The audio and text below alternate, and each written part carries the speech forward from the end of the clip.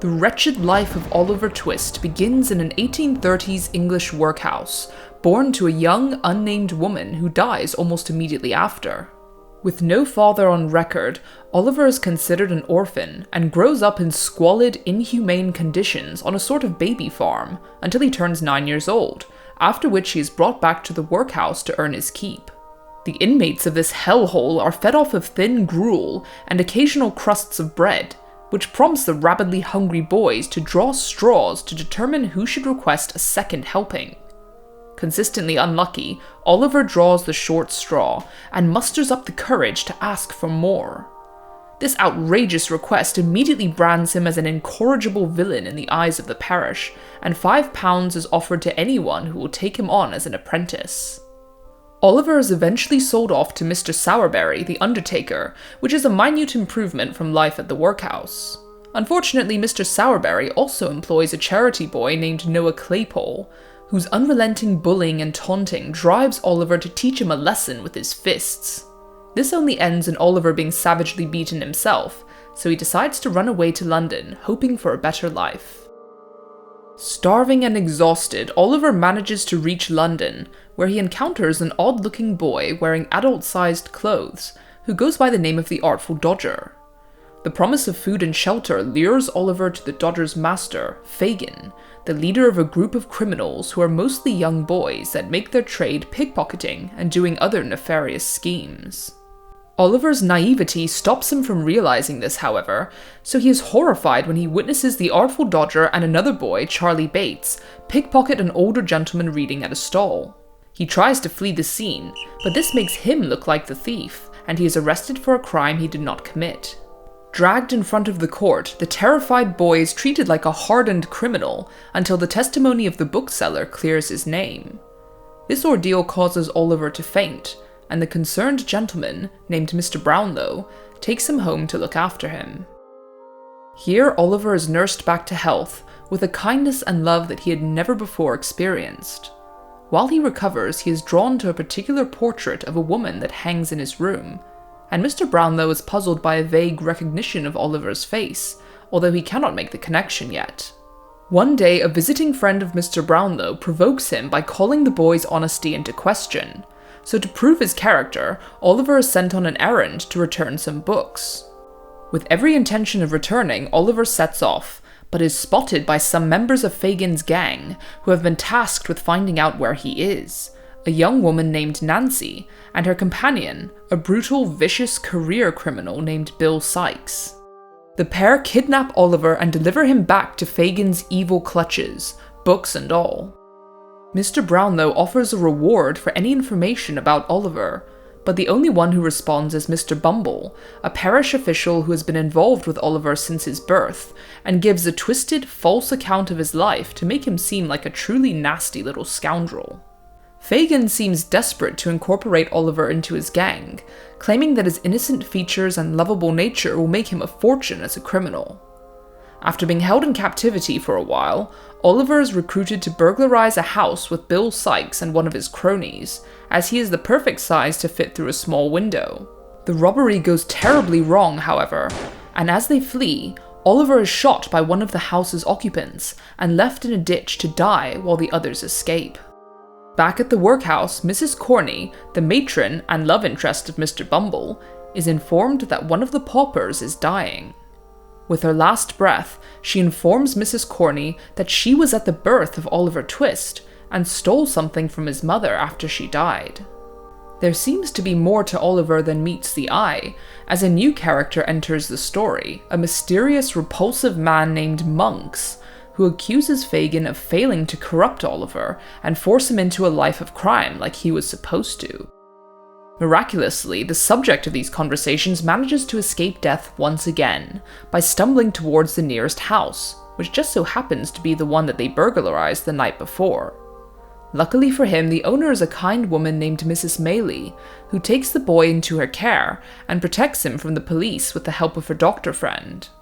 Mrs. Maylie lives with a beautiful young lady named Rose, who she calls her niece although they are not related, and the two women nurse him back to health and look after him. They spend a picture-perfect summer in the countryside, during which time Mrs. Maylie's son Harry visits and professes his love for Rose. She rejects him, however, because she doesn't know who her parents are, and this would have stained his reputation as a gentleman.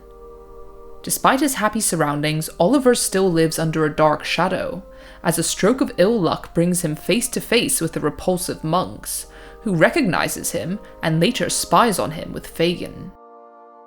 We must now return to Mr. Bumble, who has wed Mrs. Corney and given up his position as beadle to become master of the workhouse, two choices which he now deeply regrets. On a dark and stormy night, the Bumbles meet up with Monks, who buys Mrs. Bumble's story about Oliver's birth and the trinkets which the pauper stole from his mother. Monks destroys the trinkets with great relish, although we still don't know why and what he has against Oliver. Meanwhile, Bill Sikes has been in hiding since the robbery and is looked after by Nancy, who is drawn to him despite his awful treatment of her. She feels deep sympathy for Oliver, as their stories are similar, being forced into a life of crime from a very young age. One night, she drugs Sikes and slips away to find Rose Maylie, revealing some astounding information she discovered by eavesdropping on Fagin and Monks. Monks is none other than Oliver's half-brother, and has been plotting his demise for some time. Unsure of what to do with this information, Rose goes to Mr. Brownlow, whom she has heard about from Oliver, and once the case of his disappearance has been cleared up, he eagerly agrees to help. The description of Monks seems to hold some significance for him as well, but he doesn't let on exactly what just yet. Sadly, two more rotten characters are about to re-enter the story, Noah Claypole and his partner Charlotte, who have stolen Mr. Sowerberry's money and are hiding out in London to find some criminals to shack up with. Lucky for them, they are introduced to Fagin, who recruits them to be part of his gang to replace the artful dodger who has been arrested. As one of his first jobs, he is sent out to spy on Nancy because of her recent suspicious behavior, and witnesses a meeting between her, Rose Maylie, and Mr. Brownlow, where she gives them information to locate Monks. The despicable eavesdropper scuttles back to Fagin to reveal what he has seen, and Fagin recklessly discloses this information to Sikes, who flies into a furious rage and gruesomely beats Nancy to death with a club. Her death was not completely in vain, however, as Monks is found and apprehended by Mr. Brownlow and removed to his house for questioning, which fills in a lot of missing blanks. It turns out that Brownlow was good friends with Monks' father, a man named Edwin Leaford, who was forced into a bad marriage at a young age. They separated soon after Monks was born, and Edwin fell in love with a woman named Agnes Fleming. Tragedy struck, however, when Edwin died overseas, leaving Agnes alone, unmarried, and pregnant with Oliver, which is how she ended up at the workhouse. Before he went overseas, he left a portrait of Agnes with Brownlow, the same one that Oliver grew attached to while he was recovering. Edwin also left a will, which was later destroyed by Monks' mother, leaving everything to Oliver so long as he never committed a crime, which is why he was so desperate for Fagin to corrupt him. In exchange for their silence on his connection to the criminal plot against Oliver, Monks reluctantly agrees to sign over his inheritance. In the wake of Nancy's murder, Fagin and most of his gang have been arrested, but Sikes is still on the loose and returns to their old hideout where a few stragglers have holed up.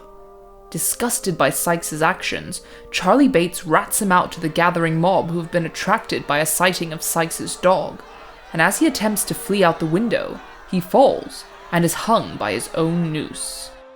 Free from his pursuers at last, Oliver returns to the town where he was born, and Monks signs over his inheritance, but Oliver generously agrees to let him keep half of it. It is also revealed that Rose is actually the sister of Agnes Fleming, making her Oliver's aunt. And this happy news is capped off by the arrival of Harry, who has renounced his status as a gentleman to become a village parson, and can therefore marry Rose without any issues. Fagin is found guilty of his many crimes, and is sentenced to hang. In exchange for testifying against Fagin, Noah Claypole is given a pardon, and settles for a less risk, less reward life of crime with Charlotte.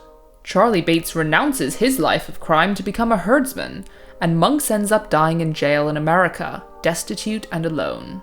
In happier news, Rose and Harry get married and move to the country, and Mr. Brownlow adopts Oliver, and they settle close by to the new couple, along with all their friends. The Bumbles are not quite so fortunate, however, as their involvement with monks stains their reputations, and they are stripped of their stations and reduced to poverty, eventually becoming inmates of the same hellish workhouse they once lorded over.